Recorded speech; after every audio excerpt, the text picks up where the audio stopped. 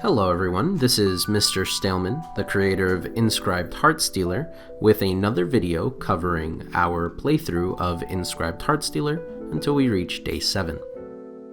We last left the previous video finishing day 4, experiencing a night scenario and dealing with a rather long encounter against the False Shepherd and the 4 Hollowed Kin. Today, we are finally reaching town. As you can see here down in our map, we have gone through days 1, 2, 3, and 4 on this section, and finally we are reaching day 5 and entering town. I'm going to write D5 up here because I might come back to town later. So D5, and then I'm going to read through Olgar's Stand. There's a lot to do in the towns, and we have a lot of decisions to make while in town before we move on and try to maybe discover where the Heartstealer is located. We know that the Heartstealer is located in the coast from where we last left off, but we might want to gear up first and acquire additional power before we dare venture into the Heartstealer's lair. So I'm going to begin with our town, Olgar's Stand. The cliffside town of Olgar's Stand bustles with activity on its crescent harbor. The marbled white wall at the top edge of the town acts as a natural defense against the monsters beyond. The kin are industrious and savvy, making the most of their history with the storms and the pirates that weather their shores. So, each town has an arms master, which is a character that will provide you with training quests for one of 3 weapon types. In Olgar's Stand, the 3 weapon types that are provided with quests are swords, hammers, and whips. And for completing these training quests, you receive these achievements. So if I were to slay 5 enemies with a sword, I would get Path of the Sword 1. And while a sword is equipped, upon combat start, you may use your first sword action for free. So this means that I'm going to be freely using my first action, which is beneficial for the Warden because the Warden wants momentum.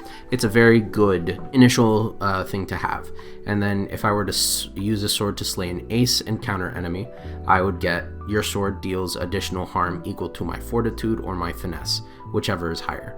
So if my sword is dealing fortitude damage already, I would be doubling the amount of fortitude damage that I'd be dealing because my fortitude at a 3 is higher.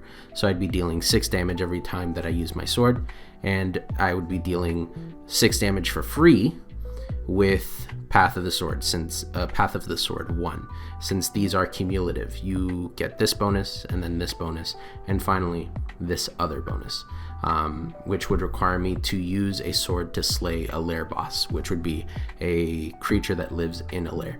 Now, as you can see here, when you've completed your novice training, you must return to the Arms Master to gain your title and advance to the next tier of training, and training quests are retroactive.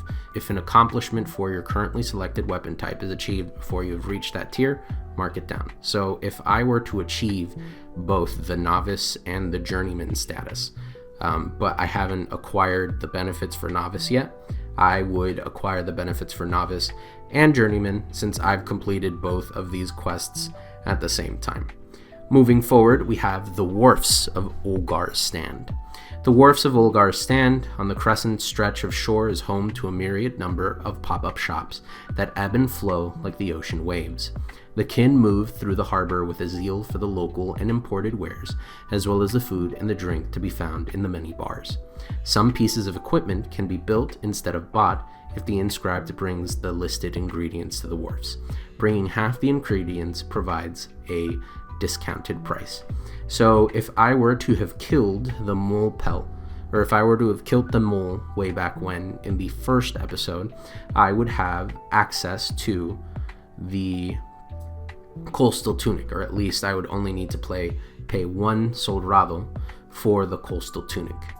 Same with any of these other any of these other pieces of equipment. These 3 pieces of equipment are armor. These are 2 weapons, an offhand, 2 offhand, and 2 lanterns. And then food and drink is located here. If I wanted to acquire something like a tent, which would be very useful for us right now, it's available here. And then finally, we move on to our miscellaneous items, which would be, this provides us with upgrades. The crystallized thought allows us to select a card in our action stack to upgrade. This allows us to add a card to our action stack. And this one allows us to remove a card from our action stack, the forget the thought. The soul cleanser allows us to remove curses in the game, which we will get to if we experience a curse before day 7.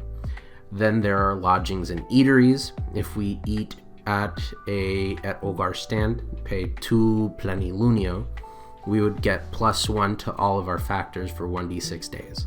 So we would effectively have 4 fortitude, 2 finesse, 3 familiarity, and 3 faith for the amount of time that we have that we roll. So that would be beneficial. If we sleep here, we get the well-rested condition, which means that upon receiving a card reward, we gain an additional card reward. So we could potentially double dip in getting 2 cards from the deck of memories, or maybe get 1 deck of memories card and then upgrade. It's for us to decide. Then there is the commandeering a vessel. We have 2 options here where we can secure passage. We would mark 3 days on our calendar and then travel to one of the other towns of choice. So we would pay our 1 soldado, and then we could end up down here or over here in the forest, and or we could amass 5 soldado to add a portable vessel to our inventory, which will allow us to cross through the water tiles without issue. This is something that we were going to need for a particular quest in the future. It's a forest related quest, so we won't need it right now, but I try to earmark 5 soldado in any campaign that I'm running because I need to make sure that I have access to it in order to complete the oath that is located somewhere in the game. I will not tell you where. Finally, we have our upgrading and selling of equipment. We can sell any equipment that we don't want, which we might potentially do because I have a shield that I do not need. And if I were to sell this shield, I would get 1 plenilunio and 8 media luna back, because the price for selling equipment is half the price that it would take to upgrade it. Shields upgrade for 3 media luna. I would sell it for 1 plenilunio, 8 media luna. And then we have the ability to acquire information here.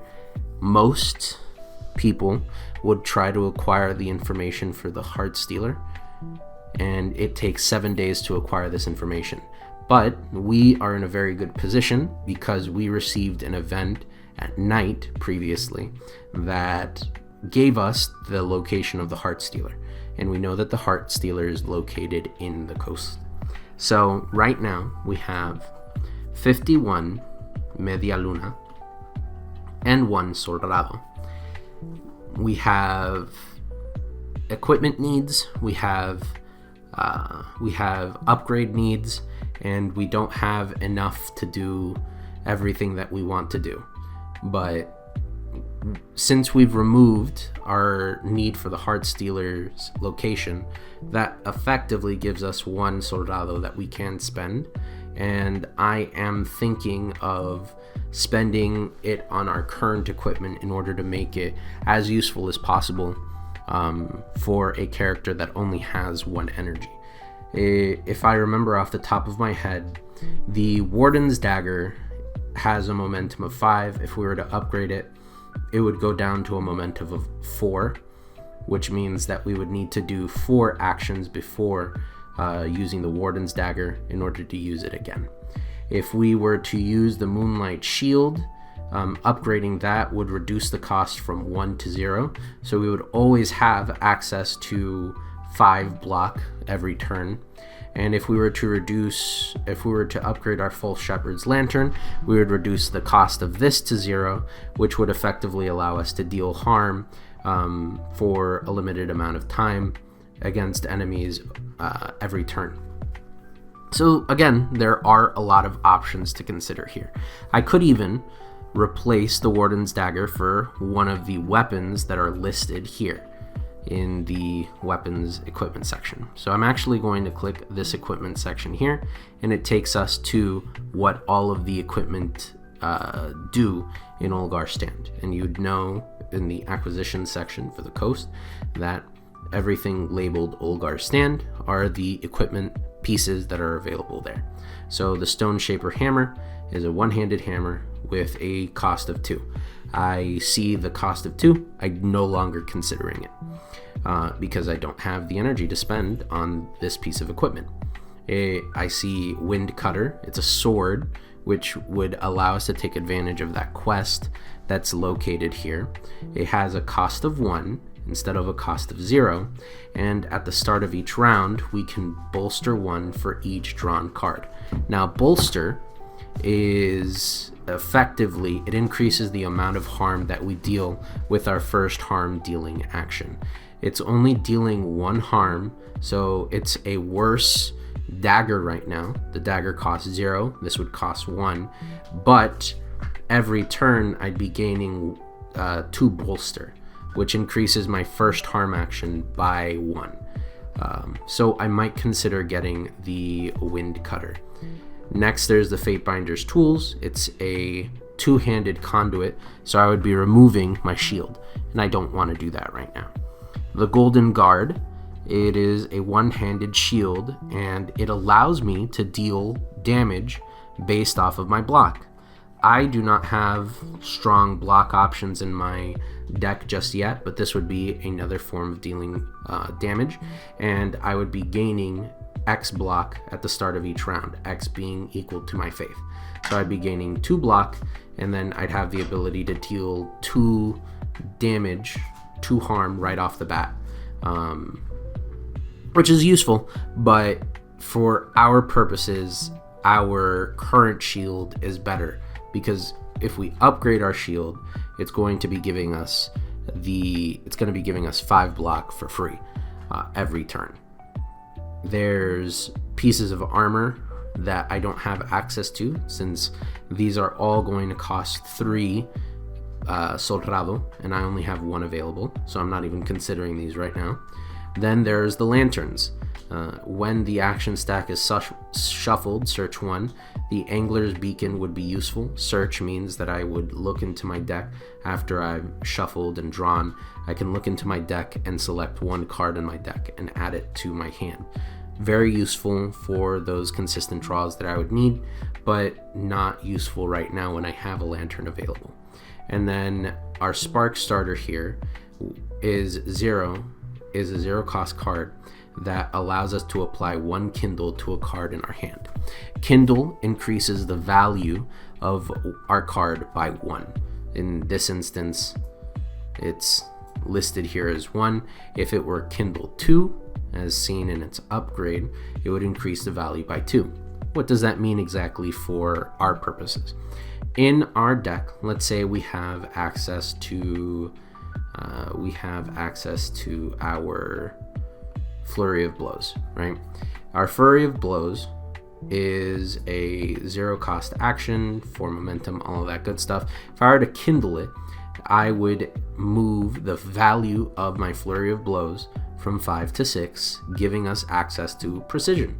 And Precision is a 1 cost card that allows us to do 2 damage, and our mastery here, if we're using a ranged attack, a dagger or spear, allows us to search in our deck, and that card that we search costs 1 this turn, or 0 this turn, because we would be upgrading it from an upgraded Flurry of Blows. Essentially, when you Kindle a card, the card that you used to raise the value is going to retain all of its other effects. So if Flurry of Blows is upgraded, which in our case it is, using precision would give us precision plus as opposed to just regular precision. If we were to do Kindle 2, we would be dealing X harm equal to our current block at 0 energy. So it would be like having that Golden Guard piece of equipment, but just in our deck that we can employ every turn. Because our raised value here applies to our hand. Now, once you've used a kindled card, the card reverts back to its original form. So after the 5 of hearts enters either the 6 of hearts or the 7 of hearts, based off of if we're using the regular lantern or the upgraded lantern, it would go back down to the 5 of hearts. Now you might be wondering what happens if I have the 7 of hearts in my hand and I don't use it. Well, it retains its kindle until it is used. So that 5 of hearts remains as the 7 of hearts.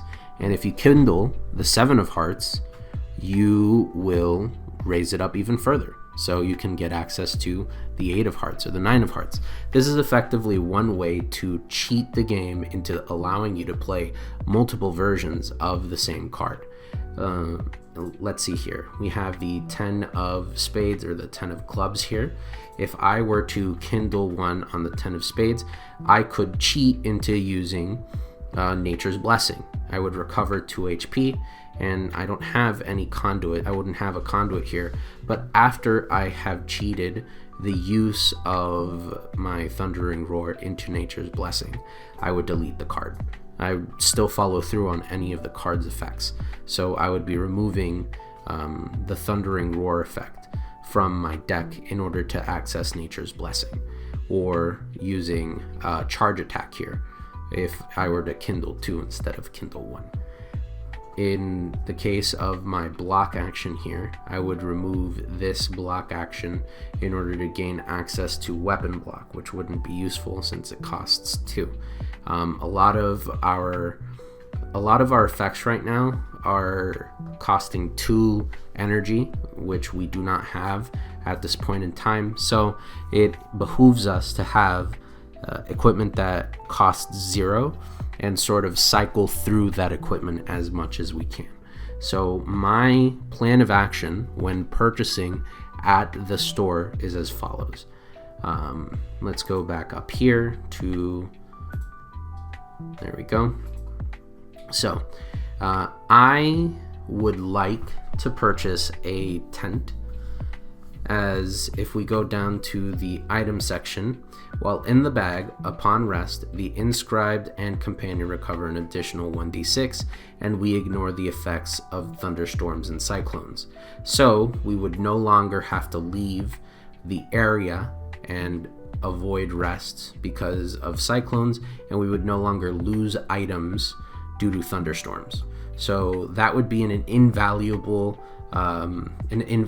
purchase. It costs 4 plenilunio. So if we do something like that, we would be saving ourselves a lot of trouble in the future and losing our items. So if I were to jot this down, I'm going to jot this down on my character sheet. I'm gonna write down X1 tent, and then I'm going to turn this into a 0, turn this into an 8, and then subtract 4. So I have 4 plenilunio, 51 media luna. I believe that the conversion for this turns into 3 plenilunio, so I can have 7 here. And then if I use some quick maths real quick, it's going to be, I did this earlier, but I completely forgot to write this down. It would be 3 media luna left. So I have 7 plenilunio, 3 media luna. I am going to, after buying the tent, I'm going to go down and I'm going to purchase the upgrade for my lantern. The lantern is going to cost 0 energy. It's going to cost 6 plenilunio. So I'm down to 1 plenilunio. And, oh wait, no. Because I just realized that if I do that, I'm not going to have enough if I sell the compound shield to upgrade the moonlight shield. So what I'm going to do instead is I'm going to upgrade my weapon and my shield.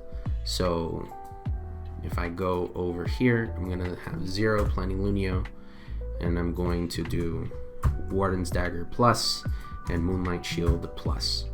The Warden's Dagger reduces the momentum from 5 to 4. The Moonlight Shield is going to be at a cost of 0. And to confirm, I'm going to go to the Warden's section who has the starting equipment and see what that is like there. So if we go up to the Warden's section right here, we see that their upgraded equipment is 4 momentum and the Moonlight Shield is 0 cost. So this is perfect for us. It means that we need to perform 4 actions before we use the Warden's Dagger. So if we do Moonlight Shield and then play a card, play the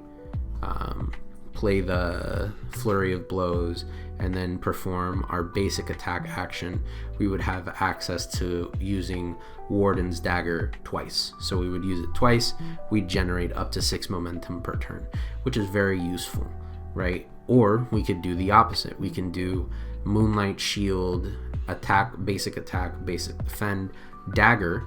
That would be 4 momentum, and then our Flurry of Blows would be usable and return to the top of our action stack the following turn. So we can cycle through using it multiple times. Or we can even use our lantern if we upgrade it in the future, right? This is the bread and butter of creating a build within the game, looking at what we have available and doing our best with what we have. I'm going to mark that our compound shield is sold so that I can gain 1 plenilunio and 8 media luna, which 8 plus 3 is 11. I feel good about my purchases. I'm going to write down Heartstealer is located in the coast, and then I'm going to look at my map and I'm going to see where I can go to next. I'm thinking that the best course of action would actually be to go down the coast here. So I'm going to be going from 2L to 2K, and then from 2K to 2J, and then I'm going to go through the plains for 2 days here, and then I'm going to go down the coast until I reach the next town, as I want to get as many coastal events going on as possible in order to get the chance of discovering the location of the lair for the Heartstealer. So yeah, that is my course of action. I'm going to go down to the Olgar's stand section. I don't have any quests that I would want to pick up from here. I can you can be in the course for 1 weapon type and switch at any point when you return. So I technically have access to one of these 3 quests, and if I were to go to another town, I would have access to their 3 quests. So I can select to be for any one of these 3 right now, but I'm gonna hold off on that because I don't really I'm gonna write down that I'm on the novice path. It doesn't hurt to be on it right now. So Path of the Sword, novice, slay 5 enemies with a sword, and then this is going to be 0 out of 5 right now. Maybe I find a sword on the way and I would be generating this Path of the Sword stuff over time. So it doesn't hurt to do something like that. I'm going to mark down the rest that I got. Resting in town is different than resting outside of town. If we refer to our rest section up above, health, survival, and recovery, resting on the town streets heals us based off of double our fortitude. So we'd heal for 6 instead of 3. We are back to our 15 HP. I'm going to mark it down for our character sheet up here. And then we move forward. We move on to day 6. I'm going to have day 6 take us from 2L to 2K. So I'm going to do D6 and then mark down that we are exiting this area here. And then we're going to roll. Our weather scenario event is a 4. A 4, I believe, is dense fog, if I remember correctly. Yep, dense fog means our card draw is at 1. And then we cannot escape from combat if we get a piece of combat. I rolled a 6, which means that we don't draw an experience here. As a matter of fact, we are experiencing our first quest event. If I go up here to our quest section, I knew I should have bought some health potions, but we'll get to it when we get to it, right? If we go over here to our coast quest, your travels through the coast bring you to a peculiar sight. A bespectacled parrot leaning against the cliffside with their hands on their stomach and their eyes to the floor. You move closer and hear him whisper in a sonorous tone, "Please, help me," before losing consciousness. The pool of blood around him tells you that if he does not get help from you soon, he will succumb to his injuries. So this is our first quest, and if I had a healing potion available, I would not need to do this roll here. Now the roll is a familiarity roll. This is the first time that we're doing a roll or a challenge of some kind. That means that I need a 4, 5, or a 6 in order to heal this man. If I don't, we end the quest and we lose out on our oath. So this was poor timing on my part. So we are going to roll, and we got a 5. Yes! So a 5, right? We would need a 6 or higher. Our 5 plus our 2 is a 7. So we have successfully healed this person. You search for the wounds on the stranger's body and uncover just one large wound around his stomach. You sterilize and bandage the wound before letting the stranger rest. And so we are going to experience Maestro's awakening during step K. Step K, if we use our reference sheet here, is going to be when we determine our night scenario. So we are going to move forward. We have finished overcoming our experience. We have finished resting. We enter into step K, the Maestro's awakening. The crackle of the fire warms you as you stare up at the sky before hearing a stir and a groan. You see the stranger, awake and groggy, reach out for his spectacles and look at you with shock. "Thank you kindly, Inscribed. I did not expect to meet an individual like yourself, but interesting times have certainly found me." The stranger chuckles and winces in equal measure. "If you don't mind, I would love to accompany you on your travels for a time, at least until I'm fully healed, you see. And I promise I'll make myself useful in the meantime. I've worked with all kinds before." So now we have a choice. We can accept the deal of the Maestro, or we can reject the deal of the Maestro. If we are to accept the deal of the Maestro, we continue the quest forward, and we would have the experience Maestro's request in 3 days from now, and we would mark that down on our calendar, and we would gain him as our companion. Or we can choose to tell him no dice, and then from there gain 3 Soldado and end the quest. So we could instantly gain an additional amount of money that is not anything to sneeze at. But I was very excited in order to get this quest, so I'm going to choose to accept the deal. So we're going to accept the deal. You accept the stranger's proposal. They smile. "Much obliged, Inscribed. My friends call me Maestro. I hope that these feathered fingers can play you a tune worth keeping me around." So we are going to do 2 things. First, 3 days from now, we are going to have the event with the Maestro. So we are going to color this in a blue, and we're going to mark it 1, 2, 3. After 3 days, we are going to have a we're going to have an event. So I'm just going to write M for Maestro, right? And then I could add a comment onto my section here saying Maestro's request. Not only do we have the Maestro's request to look forward to, we also have a companion. And companions are very, very useful. I'm going to add the companion onto our character sheet, and then we're going to read over the companion section together. So the companion has their own stat list. In this case, the Maestro has 1 finesse and 2 faith. And when we are performing a challenge where we require finesse or faith, we add their modifiers to our own roll. So if I were to roll for a faith challenge, I would add my own faith, and then I would add the Maestro's faith as if he's helping me with this challenge and overcoming it.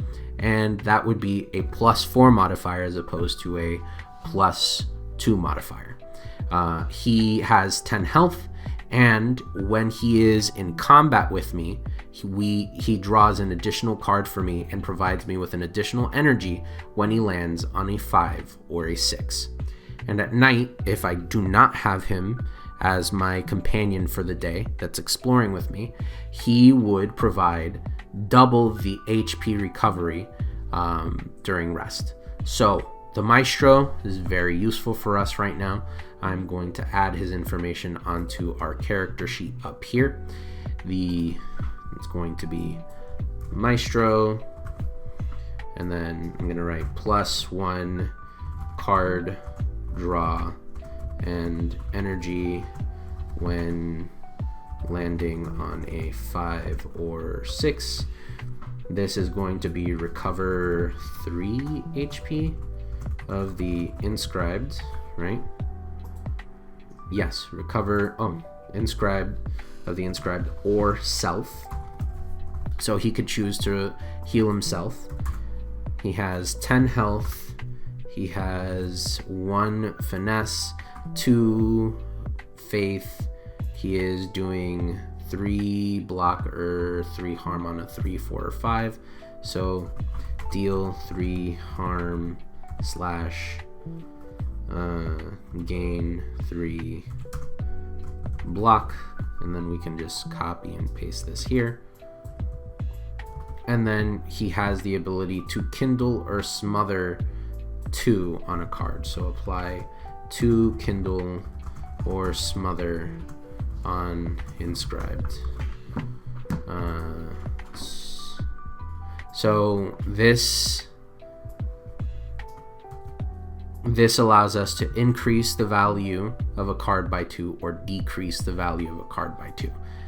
That's what smother means in this instance. So now we not only have an additional person to fight with us in battle, and his rolled action die counts as an action for our momentum's purposes, which is very, very useful. But he's also a body on the field, which means that if we need him to be taking damage, we can have the enemies target him and roll with the punches that way. I'm going to go up to the companion section up here. Something to note is that he is not deathless.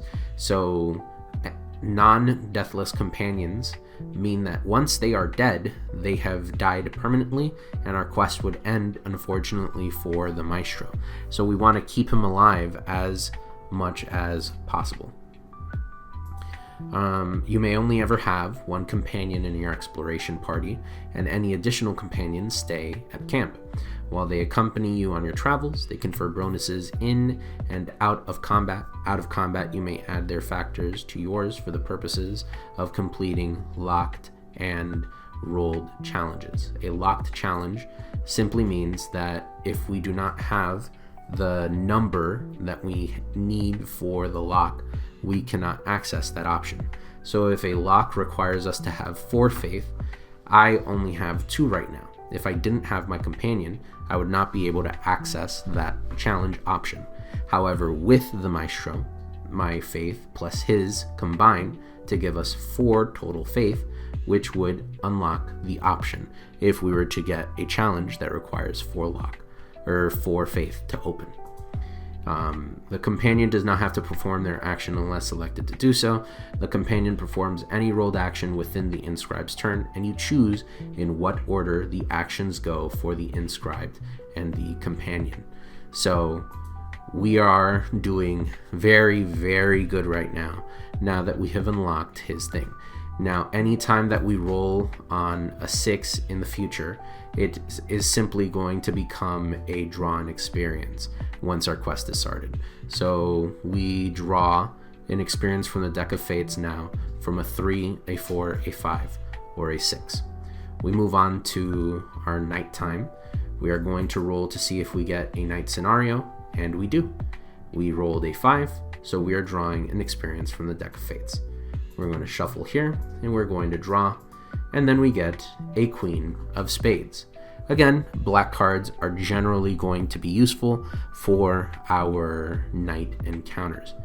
If we go to our black spades here, at the bottom, there's the Queen. A villain, a hero, a purpose. This is the dressing of this farce. I do not remember the conditions of my torment, nor my introductions with this despicable creature, but of this I am certain. We are trapped here in this world. I am compelled to seek it and stay within the bounds of this realm, and it is tethered to me, taunting me at every turn. Each moment passed here is a moment my mind becomes more malleable to its machinations. There is no lover, there are no grand quests. This is a hell of my own making. Remember any Q value card now. We mark down this event, and when we are referring to the results when entering the lair of the Heartstealer, I have that I know the lie. Very spooky. We will uncover the mysteries of our story through our spade encounters here in the night. We are going to mark down Q of Spades. Q of Spades. I know the lie. And we'll put it to the side here for Lair of the Heartstealer. So aside from all of that, I'm not really going to address much of what the story encounter gave us. We do, however, get access to a Queen card that we add onto our deck. So if we look at the Queen of Diamonds, it would be, we can get Climax, which is a 0-cost card that allows us to deal 2 harm, and if our momentum is at a 4 when we use it, we deal an additional 8. So it's very useful as a closing card. If we have the Queen of Hearts, we would deal 7 harm, and when we slay with this action, we would gain 2 Media Luna, but it costs 2 energy.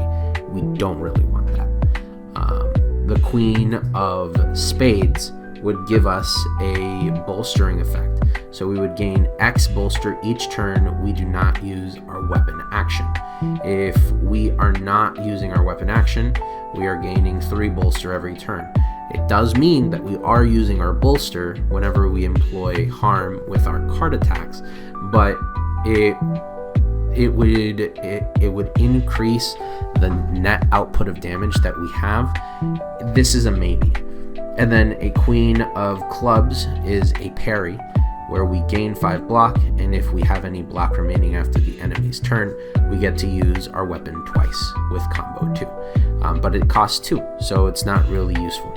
I was mostly just excited about the fact that we have a 0-cost card that we can employ here. So that's exactly what I'm going for. I'm going for Climax. I'm gonna go and add the Queen of Diamonds to my action stack. Just like that.